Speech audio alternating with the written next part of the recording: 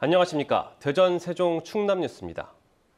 오늘 오전 보령 대천항에 정박 중이던 한 어선에서 작업자 등 5명이 유독가스에 질식되는 사고가 났습니다. 어선 창고에서 생선이 부패하면서 발생한 유독가스 때문인 것으로 추정되는데 작업자 한 명은 여전히 의식을 되찾지 못한 것으로 알려졌습니다. 첫 소식 김예은 기자입니다. 어선에 열려있는 생선 창고 옆으로 작업복을 입은 남성들이 쓰러져 있습니다. 창고 안에서 쓰러진 또 다른 남성은 밧줄로 묶어 구조합니다. 오늘 오전 9시쯤 보령 대천항에 정박해 있던 29톤급 어선에서 선주와 선원 등 3명이 의식을 잃고 쓰러졌습니다. 이들은 선박을 정비하면서 생선을 보관하고 있던 창고를 비우려 청소에 나섰던 상황. 119가 벌써 와가지고 사람들을 다 여기다 뉘어놨더라고. 산소호흡기 붙여갖고. 그러니까 청소한다고 그냥 칸 열고 바로 들어갔던가 봐요. 그게 환기를 시키고 들어갔어야 되는데. 이들의 비명을 듣고 구조에 나선 해경 2명도 어지럼증을 호소하며 병원으로 옮겨졌습니다. 어선 창고인데요. 이곳 안에는 썩은 생선과 꽃게 4kg가량이 일주일 넘게 쌓여 있었습니다. 해경은 창고에서 생선이 부패하면서 유독가스가 나온 걸로 보고 있습니다. 현장에 갔을 때 악취가 심했었거든요. 부패한 그런 가스 냄새가 많이 났기 때문에 그걸로 인해서 의식을 잃었지 않았나. 선원 한 명은 여전히 의식을 찾지 못한 걸로 알려졌습니다. 밀폐된 상태에서 장기간 있게 되면은 독성 가스들이 나오게 되고요. 고농도로 갑자기 노출이 되면은 이제 의식을 잃잖아요. 지난 2020년 경북 포항에서도 생선이 부패하면서 생긴 독가스에 작업자가 숨지기도 해 어선에 밀폐된 공간 관리에 각별한 주의가 요구됩니다. KBS 뉴스 김예은입니다. 오늘 낮 12시 20분쯤 대전시 문평동 대덕산업단지의 한 공장에서 불속가스가 누출됐습니다. 이 사고로 20대와 40대 노동자 2명이 다쳐 병원으로 옮겨졌습니다. 경찰과 소방당국은 불소를 희석하는 과정에서 배관이 손상돼 가스가 누출된 것으로 보고 자세한 경위를 조사하고 있습니다. 대전을 대표하는 빵집 성심당. 특히 대전역에 위치한 매장은 대전을 방문하는 사람들이 빼놓지 않고 찾는 명소로도 꼽힙니다. 지난달 성심당 대전역점의 임대 계약 만료와 함께 재계약 논의가 진행 중인데 기존 월세의 4배가 넘는 고액 월세를 놓고 논란이 뜨겁습니다. 박병준 기자입니다. 대합실 대기 좌석마다 빵 봉투가 올려져 있습니다. 기차 승객 중에서 이 봉투를 들지 않은 경우를 찾기 힘들 정도입니다. 평일이지만 역사 한쪽에 마련된 성심당 매장은 종일 북적입니다. 대전 올 때마다 이제 주위에서 많이 좀 사다 달라고 많이 부탁을 해가지고 많이 사가는데 내일 또 미팅도 있고 이래가지고 미팅 하시는 분들한테 드리려고. 대전역에 명소로 자리 잡은 성심당. 하지만 임대 계약은 지난달 만료돼 새로 계약을 해야 합니다. 코레일 유통 측은 사실상 월세격인 수수료로 월 매출의 최소 17%를 요구하고 있습니다. 현재 매출이라면 매달 4억 3,800여만 원, 연간 50억여 원을 내야 합니다. 기존 월세의 4배 이상입니다. 성심당 측은 월세가 과도하다며 매장 이전까지 고려 중입니다. 반면 코레일 유통은 이 감사원 지적에 따라 재계약 시엔 원칙대로 최저 수수료율을 적용할 수밖에 없다는 입장입니다. 또 다른 업체의 수수료는 오히려 더 높다고도 밝혔습니다. 대전의 관광 상품이 된 성심당 월세 논란에 유인촌 문체부 장관까지 대책 마련에 나섰습니다. 이를 계기로 지역 기업을 위한 임대료 공론화가 필요하다는 지적입니다. 공익적 가치를 또는 지역적 가치를 이 결정의 의사결정 과정에 좀 포함시킬 수 있는 이런 유연한 대처성 이런 것이 필요한 시점이다. 성심당 대전역점은 10월까지 운영되지만 그 사이 타협점을 찾을 수 있을지는 미지수입니다. KBS 뉴스 박병준입니다. 자발적 기부로 지방 재정을 늘리고자 도입된 고향사랑 기부제가 시행 2년 차를 맞았는데요. 올해부터 명예전당을 운영하는가 하면 지역 청년 작가의 미술품도 답례품으로 등장하는 등 고액 기부를 늘리기 위한 정책들이 늘고 있습니다. 성용희 기자입니다. 지난해 대전시의 고향사랑기부제 목표 모금액은 1억 원이었습니다. 최종 모금액은 20%나 많은 1억 2천만 원. 십시일반 고향을 돕자는 마음이 보태진 건데 이 중 80%는 전액 세액공제 혜택이 주어지는 10만 원 이하 소액 기부자들이었습니다. 대전시는 여기에다 고액 기부를 늘리기 위해 올해부터 명예의 전당을 운영하기로 했습니다. 상한액인 500만 원을 기부하면 전용 홈페이지 명예의 전당에 이름을 올리는 겁니다. 또 성심당빵 등 특색 있는 답례품을 홍보해 지난달까지 모금액이 지난해 같은 기간보다 70% 이상 늘었습니다. 명예의 전당을 비롯해서 고액 기부자 유치를 위해서 다양한 방법들을 강구하고 있습니다. 그리고 올해의 목표액은 1억 4,400만 원까지 목표액을 증액해서 잡고 있습니다.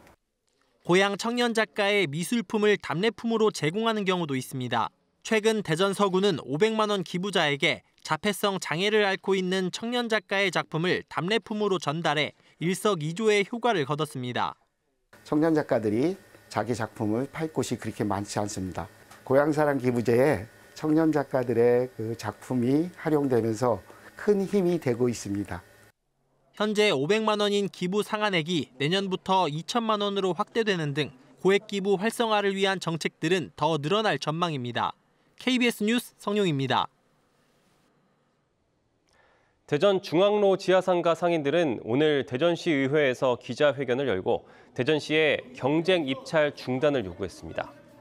상인들은 대전시가 상인들과의 상가 임대 계약을 종료하고 경쟁 입찰을 하려는 것과 관련해 지하상가는 경쟁 입찰로 인한 임대료 상승으로 가격 경쟁력을 잃을 것이라며 대전시는 입찰을 중단하고 상인들과 상생할 수 있는 대안을 마련해야 한다고 주장했습니다. 상인들은 기자회견 뒤 이장우 시장과 면담을 요청하는 과정에서 시청 관계자들과 충돌하기도 했습니다. 김재선 대전 중구청장이 소상공인 시장진흥공단의 유성구 이전 중단을 다시 한번 촉구했습니다. 김 청장은 그동안 소진공 이전을 반대하던 대전시가 중구와 한마디 협의 없이 소진공과 타협하는 모습을 보이는 것은 중구민과 소상공인을 기만하는 행위라고 비판하고 소진공은 지역의 혼란을 가중시키지 말고 현재의 자리에 머물러야 한다고 주장했습니다. 김 청장은 지난 17일 중소벤처기업부 장관과 만난 자리에서도 소진공 이전 반대 의견을 전달했습니다. 고물가가 계속되는 요즘 경제적 기반이 취약한 청년들에겐 하루 3끼의 식비도 큰 부담이 되고 있습니다. 이에 따라 자치단체가 노인이나 취약계층에서 청년층으로도 먹을거리 지원을 확대하고 있는데 지원 희망자가 줄을 설 정도로 좋은 반응을 얻고 있습니다. 황정환 기자가 보도합니다.